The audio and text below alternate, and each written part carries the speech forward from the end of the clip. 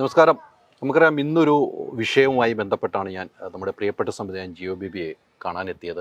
ഫറൂഖ് കോളേജിലെ ഒരു ഫംഗ്ഷനുമായി ബന്ധപ്പെട്ട് കഴിഞ്ഞ ദിവസം ഇദ്ദേഹത്തിന് ക്ഷണം കിട്ടിയിരുന്നു. ആ ക്ഷണവുമായി ബന്ധപ്പെട്ട് അദ്ദേഹം കോഴിക്കോട് എത്തിയപ്പോഴാണ് പറയുന്നത് ഈ പരിപാടി റദ്ദ് ചെയ്തിരിക്കുന്നു എന്നാണ് പറയുന്നത്.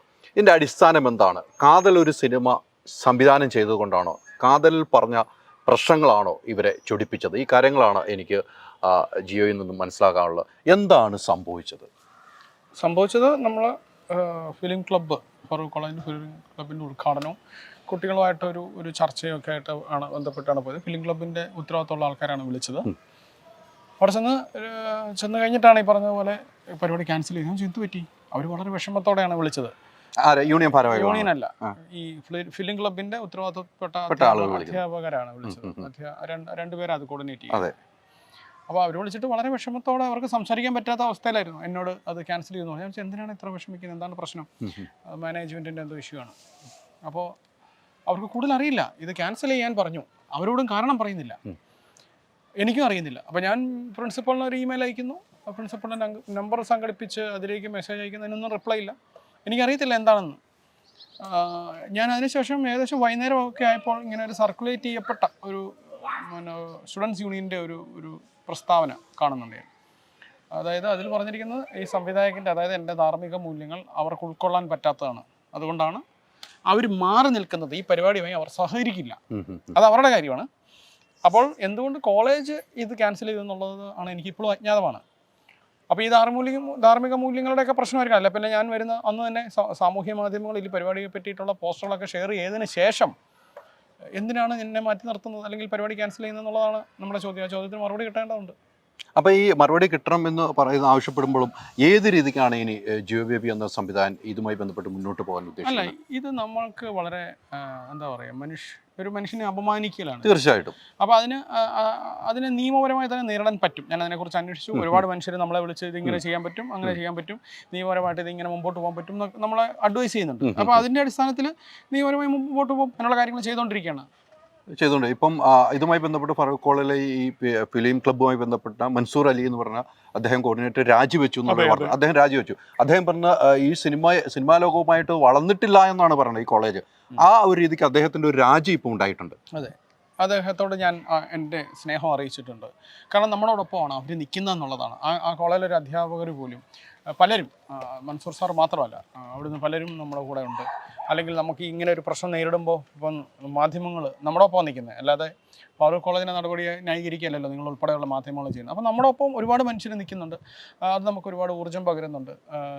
നമ്മുടെ ശബ്ദം പലരിലൂടെയും പുറത്തേക്ക് വരുന്നുണ്ട്. ഇപ്പോൾ ഞാനെന്ന് പറയുന്നത് എന്താ പറയുക, എനിക്ക് മുന്നേ സഞ്ചരിച്ച പലരുടെ വെളിച്ചത്തിലുമാണ് ഞാനെന്ന് പറയുന്ന ഒരു മനുഷ്യൻ തന്നെ ഉണ്ടാകുന്നത്. തീർച്ചയായിട്ടും. ഇപ്പം ഇവർ ഭയപ്പെടുന്നത് അല്ലെങ്കിൽ ഇവരുടെ ധാർമ്മിക മൂല്യങ്ങൾക്ക് ഒത്തു നിൽക്കാത്തത് നമ്മുടെ സിനിമയായിരിക്കും. അല്ലാതെ ഞാൻ പ്രത്യേകിച്ച് ഒരു പ്രസ്താവന നടത്തുകയോ രാഷ്ട്രീയപരമായി പൊതു സ്ഥലത്ത് സംസാരിക്കുകയോ ഒന്നും ചെയ്യുന്ന ആളല്ല. അപ്പം നമ്മുടെ സിനിമയാണ് ഇവർക്ക് പ്രശ്നം. ഒരു സിനിമേനെ ഇവർ ഭയപ്പെടുകയാണ്, അല്ലെങ്കിൽ അവരുടെ ധാർമ്മികതയ്ക്ക് എതിരാണെന്ന് വിചാരിക്കുകയാണ് നമ്മുടെ സിനിമ. അത് വളരെ എന്താ പറയുക, നമുക്ക് അവരോട് പരിഹാസവും അതേപോലെ സഹതാപവും പ്രതിഷേധവും ഒക്കെയാണ് അതിലുള്ളത്. അല്ല, ഇങ്ങനെയെങ്കിൽ ഈ ധാർമ്മിക മൂല്യങ്ങൾ ഇവർ പറയുമ്പോഴും ഇത്തരം സിനിമകളൊക്കെ ഇതിനു മുമ്പ് ഇറങ്ങിയിട്ടുണ്ട്. എന്തോരം സിനിമകൾ ഇറങ്ങിയിട്ടുണ്ട് അല്ലേ? ഇപ്പോൾ ഉദാഹരണമായി ഒത്തിരി സിനിമകളുടെ പേര് താങ്കൾക്ക് തന്നെ അറിയാം. അത്ര സിനിമകളൊക്കെ ഇറങ്ങിയിട്ടുണ്ട്. പിന്നെ എന്തുകൊണ്ടാണ് ഇവർ ധാർമ്മിക മൂല്യം? ഒരു കാര്യം, ഈ സിനിമകൾ ഒരുപാട് മനുഷ്യർ കാണുന്നു എന്നുള്ളതാണ്. ഇത് കാതൽ എന്ന് പറഞ്ഞ സിനിമ ഇറങ്ങി, അല്ലെങ്കിൽ ഗ്രേറ്റ് ഇന്ത്യൻ കിച്ചൻ എന്ന് പറഞ്ഞ സിനിമ ഇതിന് മുന്നേ ഇറങ്ങി. ആ സമയത്ത് ഇതാരും കാണുന്നില്ലെന്ന് വിചാരിക്കുക, ഇവർക്ക് മിണ്ടേണ്ട കാര്യമില്ല. ഇത് ഞാൻ ഇനി അവിടെ ചെന്ന് എന്ത് പറയാനാണ് കുട്ടികളായിട്ട്? ഞാൻ കുട്ടികളോട് സംസാരിക്കാൻ പോകുന്നത് ഏറ്റവും ഇഷ്ടപ്പെടുന്ന മനുഷ്യരാണ്. കാരണം വേറൊരു ജനറേഷനോടെ നമ്മൾ സംസാരിക്കുന്നത്. ഞാൻ കാതൽ സിനിമ റിലീസായതിനു ശേഷം കേരളത്തിലെ പല ക്യാമ്പസുകളിലും പോയിട്ടുണ്ട്. വളരെ രസകരമാണ് കുട്ടികളോട് സംസാരിക്കാൻ. ഇപ്പോൾ ഈ ഫറൂഖ് കോളേജ് ചെന്നിരുന്നെങ്കിൽ പോലും അവിടുത്തെ കുട്ടികളുടെ നിലപാടല്ല ഈ യൂണിയൻ്റെ ഈ പ്രസ്താവന.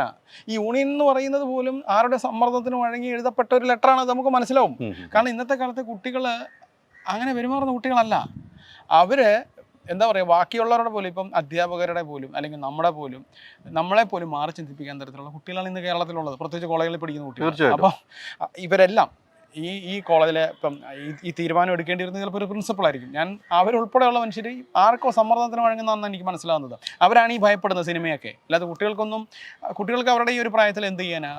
അവർക്ക് എതിർക്കുന്നതിനൊക്കെ പരിമിതികളുണ്ട്. അവരുടെ വീട്ടിലെയും മറ്റും ഒരുപാട് സാഹചര്യങ്ങളുണ്ടല്ലോ കുട്ടികളെന്ന് പറയുമ്പോൾ. അല്ല, താങ്കൾ ക്ഷണിക്കപ്പെടുന്നത് ഈ മാനേജ്മെന്റിന്റെ ഭാഗത്ത് നിന്നാണ്, ഈ അധ്യാപകരാണ് നമ്മൾ ക്ഷണിക്കപ്പെടുന്നത് ഫിലിം ക്ലബിന്റെ ആണ്, അവരാണ് ക്ഷണിക്കപ്പെടുന്നത്. ക്ഷണിക്കപ്പെടുമ്പോൾ കൃത്യമായി ഡേറ്റ് ഉൾപ്പെടെ പറയുന്നു, പിന്നെ പോസ്റ്റർ ഉൾപ്പെടെ ഇടുന്നു. നമ്മൾ കൃത്യമായ ആ സമയത്ത് എത്തുന്നതിന് വേണ്ടി കോഴിക്കോട് പോയി ക്യാമ്പ് ചെയ്യുന്നു. അതാണ് അതിന്റെ ഏറ്റവും പ്രത്യേകത. ഞാൻ ഇവിടുന്ന് രാത്രി ട്രെയിനിൽ കയറി ലേറ്റ് നൈറ്റ് ഏർലി മോർണിംഗേ കോഴിക്കോട് എത്തുള്ളൂ.